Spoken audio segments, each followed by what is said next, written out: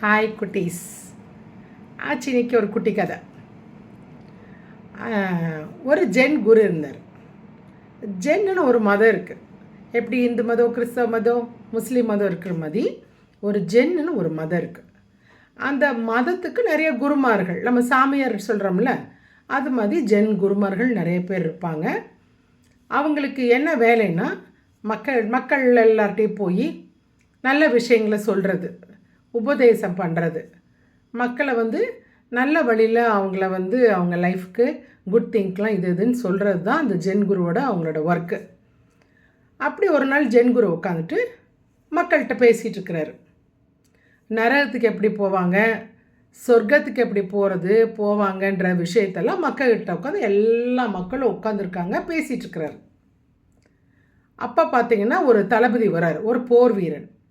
தளபதி நீங்கள் பார்த்துருப்பீங்க, சினிமாலெல்லாம் பார்த்துருப்பீங்க இல்லை, அந்த மாதிரி ஒரு பெரிய தளபதி போர் வீரன், வால்டு ஸ்வாடெல்லாம் வச்சுக்கிட்டு பயங்கரமாக பின்னாடி நைஃபெல்லாம் வச்சுட்டு வர்றாரு. அவர் வந்து ஜென் குருவை பார்த்துட்டு, நீங்கள் எப்படி நரகத்துக்கு போகிறது, எப்படி சொர்க்கத்துக்கு போகிறதுன்னு சொல்கிறீங்களே, எனக்கு கொஞ்சம் விலாவாரியாக சொல்கிறீங்களா, கொஞ்சம் நல்லா எக்ஸ்பிளைன் பண்ணுங்களேன் அப்படின்னு கேட்குறாரு. உடனே ஜென் குரு பார்க்குறாரு. அவரை பார்த்துட்டு, நீ யார் அப்படின்னு கேட்குறாரு. நான் ஒரு போர் வீரன், தளபதி, என்னை பார்த்தா உங்களுக்கு தெரியலையா அப்படின்னு கேட்குறாரு. ஓ அப்படியா, நீ சாப்பாட்டுக்கு என்ன பண்ணுற அப்படின்னு கேட்குறாரு. நான் இப்போ தானே சொன்னேன், நான் ஒரு போர் வீரன், நான் ஒரு தளபதின்னு இப்போ தானே சொன்னேன், உங்களுக்கு என்ன புரியவே மாட்டேங்குதா அப்படின்னு கேட்குறாரு. அப்புறமேட்டு குரு என்ன சொல்கிறார், ஜென் குரு, இல்லையே, ஒன்றை பார்த்தா கசாப்பு கடை வச்சுருக்க மாதிரில தெரியுது, ஒன்றை பார்த்தா தளபதி மாதிரி தெரியலையே அப்படின்னு சொல்கிறாரு. கசாப்பு கடைன்னு என்னென்னு தெரியுமா? ஆடு மாடு கோழிலாம் கட் பண்ணி கொடுப்பாங்கல்ல, அந்த கடை தான் கசாப்பு கடை. ஒன்றை பார்த்தா அப்படி தான் தெரியுதுனோடனே போர் வீரனுக்கு கோபம் பழியாக வந்துருச்சு, ரொம்ப கோவம் வந்துருச்சு. அப்புறம் ஒரு பெரிய போர் வீரன் தளபதியை போய், நீ இப்போ கசாப்பு கடைக்காரால் மாதிரி இருக்குன்னா கோவம் வரும் தானே. கோவம் வந்தோன்னு அவர் என்ன, இடுப்புலேருந்து ஸ்வாடை எடுத்து அப்படியே ஜென் குரு கழுத்தில் இப்படி வைக்கிறார், நெக்கில் வைக்கிறார். எப்படி இருக்கும், அவ்வளோ பெரிய ஸ்வாட் எடுத்து நெக்கில் வச்சா.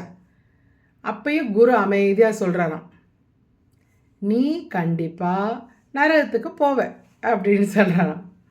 இதே மாதிரி கோவப்பட்டு இதே மாதிரி பண்ணிகிட்டு இருந்தீங்கன்னா நீ டைரெக்டாக நரகத்தான் போவ அப்படின்னு தளபதிக்கு புரிஞ்சிருச்சு. ஐயோ மன்னிச்சிருங்க குருவே அப்படின்னு சொல்லிட்டு அவர்கிட்ட நீ டவுன் போட்டு முழங்கால் போட்டு மன்னிப்பு கேட்குறாரு. ஐயோ மன்னிச்சுக்கங்க குருவே, நான் தப்பாக செஞ்சுட்டேன் அப்படின்னு.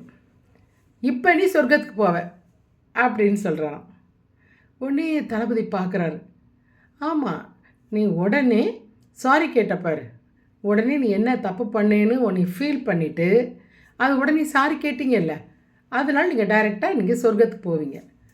முதல்ல சொன்ன மாதிரி கோவப்பட்டுட்டு, நம்ம கோவப்பட்டால் நம்ம நிறைய தப்பு பண்ணுவோம். அமைதியாக இருந்தால் நம்ம தப்பு பண்ண மாட்டோம். ரொம்ப கோவப்பட்டவும் நம்ம நிறைய தப்புகள் பண்ணுவோம். அவரை போர் தளபதியாக தானே, கோவம் தானே வாழை தூக்கி காலத்தில் வச்சார். இல்லை, கோவப்படக்கூடாது. அப்போ கோவப்பட்ட நேரம் நேரத்துக்கு போயிடுவேன், ஏன்னா தப்பான வேலை செய்வேன். அதே சமயத்தில் நிறைய குட் திங், எல்லாருக்கும் நல்லது விஷயம் பண்ணிங்கன்னா உன்னான்னு நம்ம யாருக்கும் கெட்டது நினைக்கக்கூடாது. ஒரு சொல்லுவாங்கள, பேட் திங்க் என்னென்னா, போய் பேசக்கூடாது, அம்மா அப்பாட்ட ஒபீடியண்ட்டாக இருக்கணும், அப்புறம் மர்டர் பண்ணுறது, கொலை பண்ணுறது, இந்த மாதிரி பெரிய பெரிய விஷயங்கள் எல்லாத்துக்கும் அதுக்கேற்ற மாதிரி நரகத்தில் தண்டனை இருக்குது. நீங்கள் தெரியும், உங்களுக்கு அம்மா அப்பா கதை சொல்லியிருப்பாங்க, நெருப்பெல்லாம் எரிஞ்சிட்ருக்கும், எண்ணெய் ஆயிலெலாம் கொதிச்சிட்ருக்கும், யார் யார் என்னென்ன தப்பு பண்ணுறாங்களோ அதுக்கேற்ற மாதிரி நரகத்தில் பனிஷ்மெண்ட் கிடைக்கும், சரியா? ஆனால் சொர்க்கத்தில் சூப்பராக இருக்கும், நிறைய ஃப்ளவர்ஸ் இருக்கும், சாக்லேட்ஸ் இருக்கும், ஐஸ்கிரீம் இருக்கும், நிறைய ஃபேரி இருப்பாங்க விளையாடுறதுக்கு. சொர்க்கத்தில் சூப்பராக இருக்கும். அதனால் நீங்கள் எப்பயுமே நல்ல விஷயம் மட்டும்தான் பண்ணணும், சரியா? எல்லாருக்கும் குட் திங் மட்டும்தான் பண்ணணும், கெட்டதை பற்றி நம்ம மைண்டில் நினைக்கவே கூடாது, ஓகேவா? ஆச்சு, நாளைக்கு வேற ஒரு கதையோடு வரேன். பாய்.